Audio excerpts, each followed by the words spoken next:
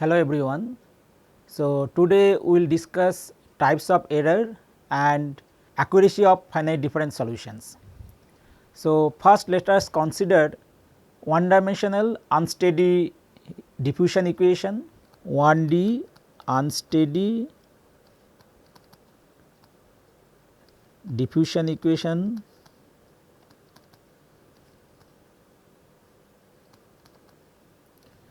So, what is that equation? You know, del phi by del t, we are writing for any general variable phi is equal to gamma, gamma is your diffusion coefficient and del 2 phi by del x square.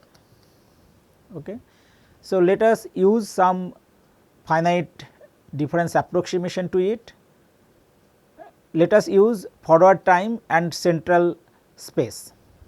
So, forward time and central space, that means the time derivative we will use forward time and the spatial derivative we will use central difference, okay. And this is your forward difference approximation we will use.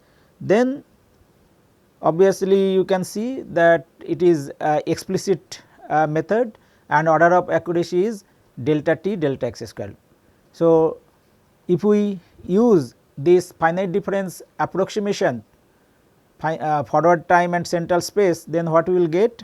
So, we can write del phi by del t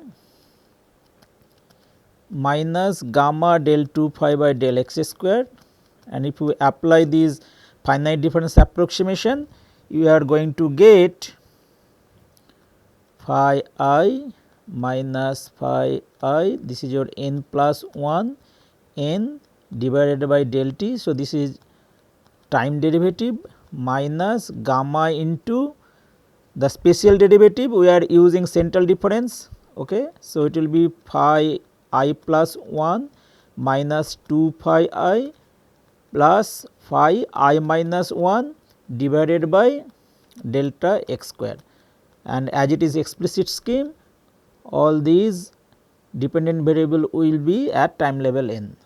So, this is your I, this is your I plus 1, I minus 1, and this is your delta x, and we are marching in time from n to n plus 1 with the time step size delta t.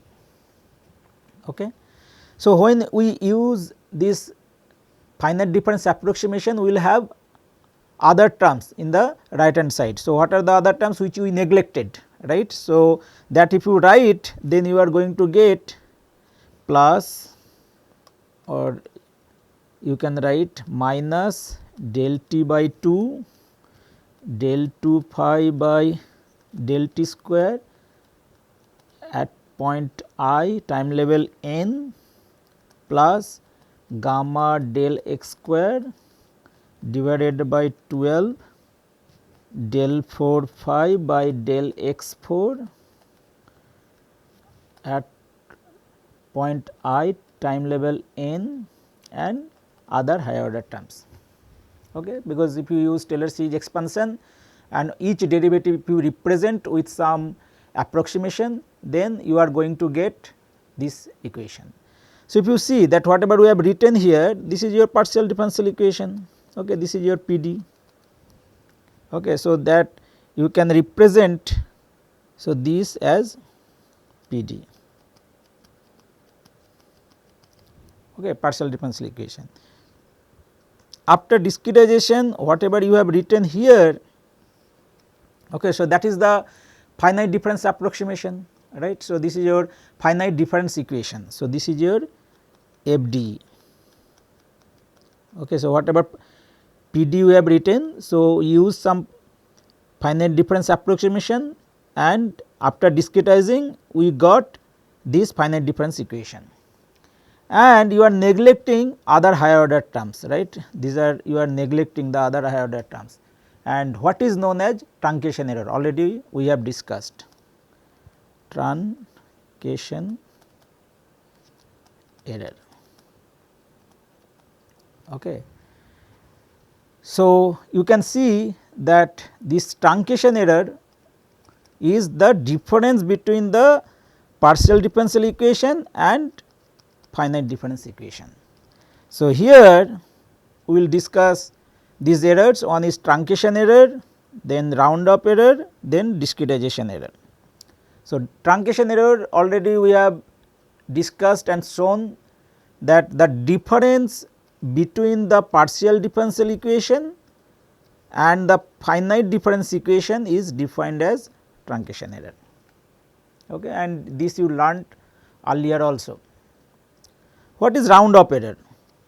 Any computational solution including sometimes an exact analytical solution to partial differential equation may be affected by rounding up a finite number of digits in the arithmetic operation. These errors are called round up errors. So, round up error is the error caused by the approximate representation of number.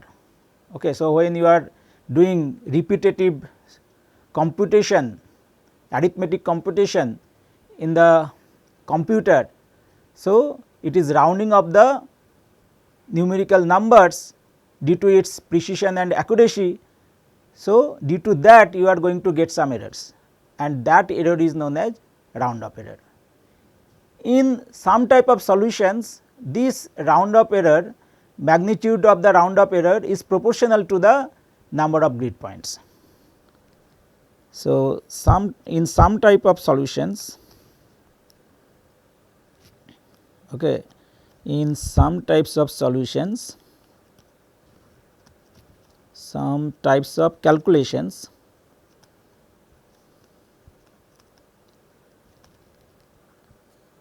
magnitude of round up error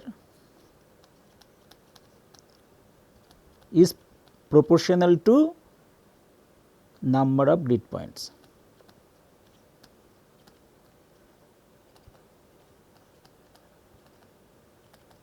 Okay. As number of grid points will increase, your step size delta x also will decrease, and there will be increase in the round up error. So, as number of grid points increases, your round up error will increase, but your truncation error decreases, right, because truncation error, obviously if you refine the mesh, then truncation error will tend to 0, that means it will decrease. However, your round up error will increase. So, truncation error decreases, but your round up error, okay, round up error will increase in some types of calculations. Okay. And what is discretization error? So, it is the difference between the exact solution of PD round up free and the exact solution of FD round up free. So, you have the partial differential equation. If you can get the solution of exact solution of this partial differential equation round up free, and you have the finite difference approximation, finite difference equation, and if you have the solution of it round up free, the difference between these two is known as discretization error. So, here if we see that if A is the exact solution of PD and if D is the exact solution of FD, okay, whatever after discretizing the PDE, whatever finite difference equation you got, that exact solution if you represent as D, and N is the numerical solution of finite difference equation from a real computer with finite accuracy. So, obviously here round up error is included in this solution. So, it is the numerical solution of the FD, okay, from a computer. So, how you will define the round up error? So, round up error, obviously the difference between the numerical solution of FD from a real computer minus the exact solution of the FD. Okay. So, that is your round up error. So, you can represent epsilon, which is round up error, is n minus d, where n is the numerical solution of the FD from a real computer with finite accuracy minus exact solution of FD. And discretization error, now we can define as the exact solution of PD round up free minus the exact solution of FD round up free, because it is the difference between the exact solution of partial differential equation and the exact solution of finite difference equation round up free. So, that is your discretization error. So, now this dE minus epsilon if you write, then dE minus epsilon is nothing but A minus n, because d will cancel. So, A minus n, that means discretization error minus round up error you can write as exact solution of PD, which is A minus the computer solution of the FD, which is your numerical solution of FD from a real computer. Okay. So, here you can see this is epsilon is equal to n minus d, or numerical solution n you can write as d, which is your exact solution of FD plus epsilon round up error. Now, we will discuss about the accuracy of finite difference solutions. So, our goal is the accuracy of solutions of partial differential equation. To achieve this goal, these finite difference equations should satisfy three criteria. One is consistency, then stability and convergence. So, that we will discuss now. So, you have governing differential equation, okay, which is your partial differential equation, and what we do after that, we use some numerical scheme to discretize this partial differential equation. So, when you discretize using some method or scheme, then you will get system of algebraic equations, which is known as finite difference equation. Okay. So, you had PD, you use some discretization method and you wrote the FD, finite difference equation. So, the scheme will be said as consistent if this finite difference equation approaches to the partial differential equation as grid is refined. That means, delta x and delta t tends to 0. Okay. Then the scheme is known as consistent. Okay. So, if this finite difference equation approaches to the partial differential equation as your truncation error tends to 0.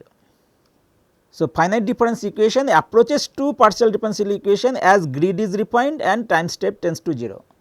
So, what does it mean if your grid is refined and delta t tends to 0? That means your truncation error will tends to 0. That means the difference between the partial differential equation and the finite differential equation, which is known as truncation error, will tend to 0. That means truncation error will tend to 0.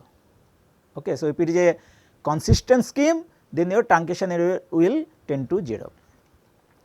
Now, after using discretization method, you have finite difference equation. Okay. So, if you solve it, okay, so although this what we are now describing stability, that is mostly applicable for time marching problem. Okay. So, now when you have the finite difference equation, when you are solving it, you will get the approximate solution of FD. So, during the solution of this finite difference equation, if the error remains bounded, then the scheme is known as stable scheme. That means, with your time marching process, the error will not grow. Okay. So, that is then the scheme, numerical scheme will be known as stable scheme. Now, you have the approximate solution of the FD. If you solve this PD, okay, and if you get the exact solution of PD, then if your approximate solution of FD approaches to the exact solution of PD as grid is refined and delta t tends to 0, then your numerical scheme will be said as convergent. So, that means if the difference between the exact solution of PD and the approximate solution of FD tends to 0 as grid is refined, then your numerical scheme will be said as convergent. So, consistency and stability are the prerequisite of convergence. Okay. The scheme should be consistent, then it should be stable, then only you will get the convergence. Okay. So, in detail now let us discuss. So, consistency, a finite difference scheme representation of partial differential equation is said to be consistent if we can show that the difference between the PD and its difference representation vanishes as the mesh is refined. This should be always in the case if the order of the truncation error vanishes under grid refinement. Okay. So, all the numerical schemes are not consistent, okay, but as grid is refined and time step tends to 0, your truncation error should tends to 0, otherwise the numerical scheme will be said as inconsistent. So, one inconsistent scheme we will just discuss now. So, we will consider the same equation 1D unsteady diffusion equation.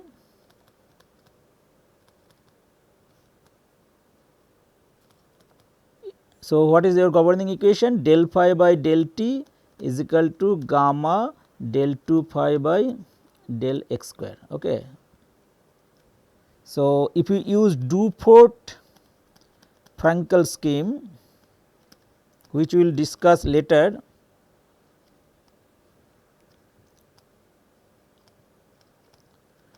then it will be phi I n plus 1 minus phi I n minus 1 divided by 2 delta t is equal to gamma by delta x square phi I plus 1 n minus phi I n plus 1 minus phi I n minus 1 plus phi I minus 1 n. So, this scheme is known as Dufort-Frankel scheme, sorry, this is your Dufort-Frankel scheme. For this scheme, if you find the truncation error, then it will be truncation error, first few terms will be minus delta t square by 6 del cube phi by del t cube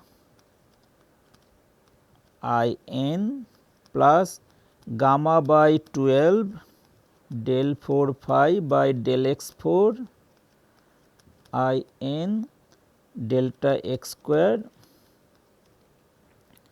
and you will have minus gamma del t by del x square del 2 phi by del t square I n and other higher order terms. So, now you can see here that if your delta x tends to 0 and delta t tends to 0, then your this term will tend to 0 and this term will tend to 0, but your this term will not tend to 0. Why? Because it is del t by del x. If this decreases in the same proportionate, then del t by del x will be some constant beta. Okay. Then this term will not go to 0. So, you can see that Dufort-Frankel scheme, when you apply to a one dimensional unsteady diffusion equation, it is a inconsistent scheme. So, it is a inconsistent scheme, because truncation error is not approaching to 0 as grid is refined and the time step tends to 0. So, the scheme should be consistent, okay. As grid is refined and delta t tends to 0, your truncation error should tend to 0. Stability. So, a stable numerical scheme is the one for which the errors from any source, round up or truncation, are not permitted to grow in the sequence of numerical procedure as the calculation proceeds from one marching step to the next. That means, the error remains bounded, okay. It should not grow as time progresses. then the numerical scheme will be said as stable, and we will discuss later that for different schemes there are some stability criteria to choose the time step. So, as we are considering 1D unsteady diffusion equation, and if we use forward time and central space method. So, if you have del phi by del t is equal to gamma del 2 phi by del x square. So, this is your 1D unsteady diffusion equation. Okay. If you use FTCS method, okay, then it will be phi I n plus 1 minus phi I n divided by del t is equal to gamma phi I plus 1 minus 2 phi I plus phi I minus 1 divided by delta x square at time level n. Okay. So, order of approximation is your order of delta t and delta x square. Okay. So, this scheme is stable. Okay. If you do the von Neumann stability analysis, later we will show that the scheme is stable if your gamma x, which is gamma delta t by delta x square, is less than equal to half. Okay. That means, gamma delta t by delta x square should be less than equal to half, then your error remains bounded. Okay. So, that means, if your grid is fixed, that means delta x is fixed. So, you have to choose the delta t such a way that this criteria will be satisfied. Okay. Then the numerical scheme will be stable. So, convergence. So, it is for marching problem, as we discussed. We find that the consistent and stable scheme is convergent. Convergence means that the solution of the FD approaches the true solution to the PD having the same initial condition and boundary conditions as the mesh is refined. So, as mesh is refined and delta t tends to 0, the approximate solution of FD should approach to exact solution of the PD, then the numerical scheme will be said as convergent. Okay. And we have already discussed that consistency and stability are prerequisite to convergence. So, a proof of convergence is available for the initial value problems governed by linear PDs. So, this theorem due to Lax is stated here without proof. So, this is known as Lax equivalence theorem, which states that given a properly posed initial value problem and a finite difference approximation to it that satisfies the consistency condition, stability is the necessary and sufficient criteria for convergence. That if you have a consistent scheme, if you have a stable scheme, then anyway it will give convergence. Okay. So, this is known as Lax equivalence theorem. So, now we will write some difference operator just to represent the finite difference equations in a compact form. So, these are generally used in some books. So, that just we will write down few difference operators, and while discretizing the equation we will use some of the operators.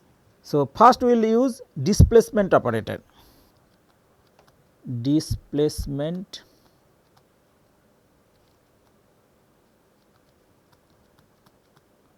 operator.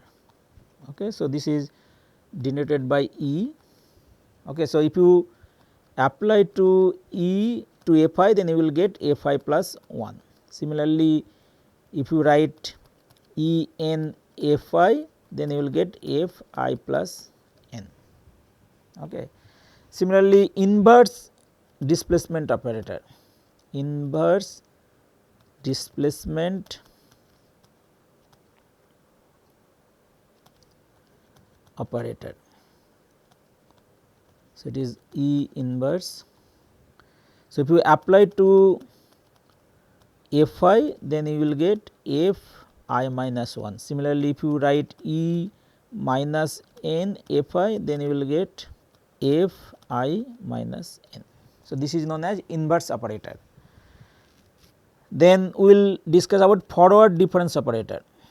Forward difference operator. Okay. So, this is denoted by delta plus. So, if you apply delta plus to f I, then you will get f I plus 1 minus f I. Okay. So, this is a forward difference approximation or representation. So, f I plus 1 minus f I. So, if you write say del f by del x, okay, del f by del x, if you use the forward difference approximation, okay, forward difference approximation, if you use, what you will write, f I plus 1 minus f I divided by delta x. So, that in compact form you can write as delta plus f I divided by delta x. Similarly, backward difference operator. Backward difference operator.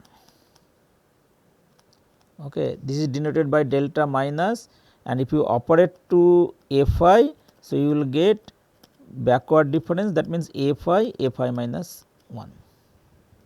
Similarly, if you use the backward difference approximation of the first derivative del f by del x, then you can write as f I minus 1 divided by delta x, you can represent it as delta minus f I by delta x. Then we will discuss about central difference operator. Central difference operator. Okay. So, it can be denoted as delta and delta bar, where delta, if you operate on f I, then you will get f I plus half minus f I minus half. So, this is central difference, and similarly delta bar f I, if you write, then you will get half of f I plus 1 minus f I minus 1. Okay.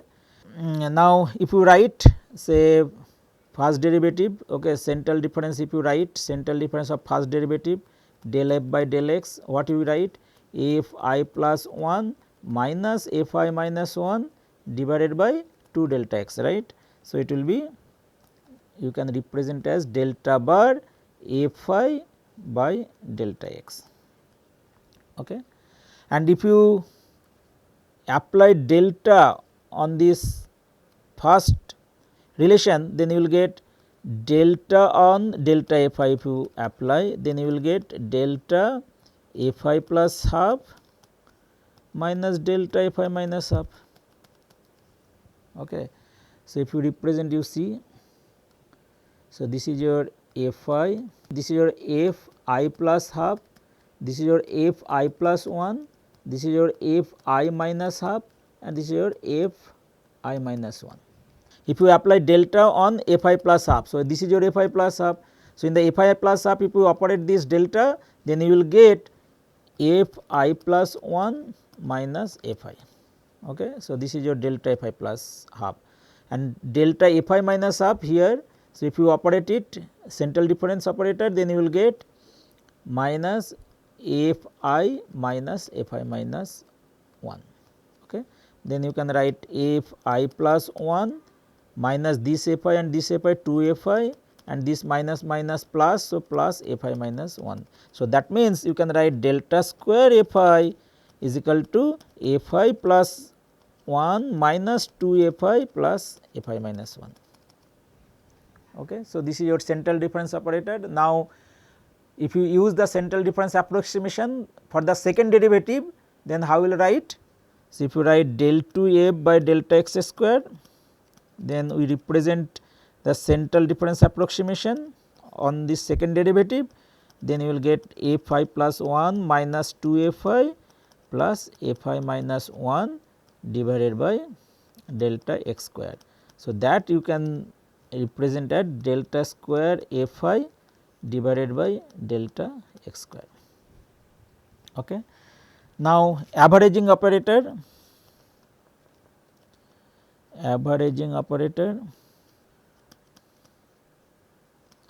so it is represented as mu. So, if you operate on f I, then you will get half into f I plus half plus f I minus half. Okay.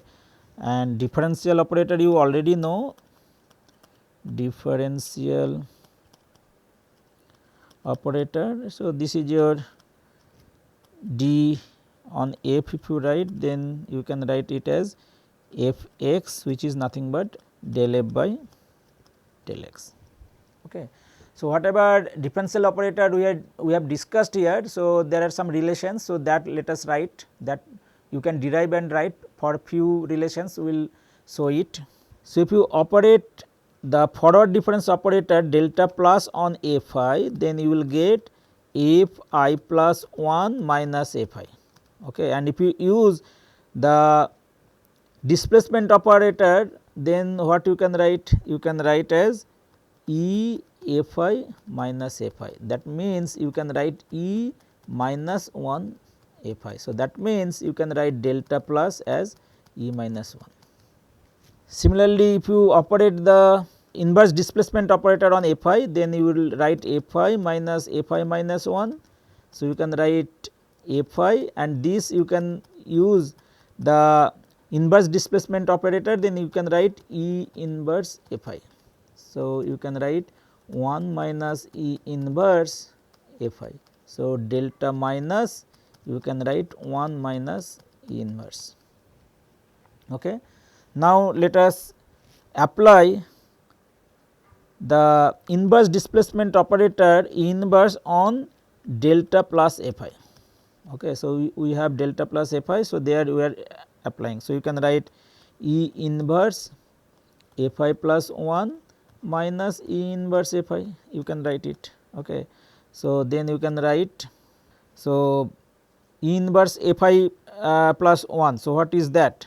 Okay. E inverse f I plus 1. So, you will get f I, right, and E inverse f I you will get f I minus 1. So, that means, you will get delta minus f I.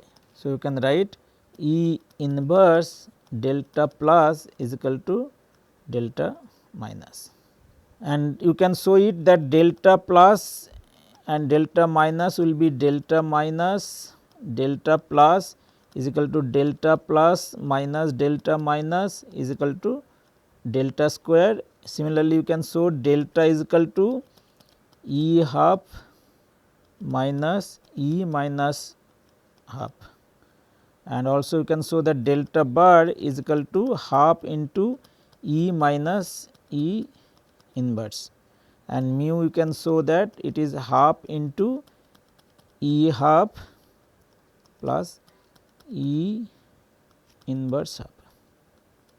Okay. So, these are some relations you can show it. Okay. For few relations we have derived and shown. When we will discretize the equations, we will mostly use that central difference operator delta square.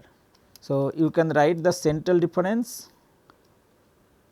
So, that is your delta square f by delta x square. Okay. So, that you can write as delta square f I divided by delta x square.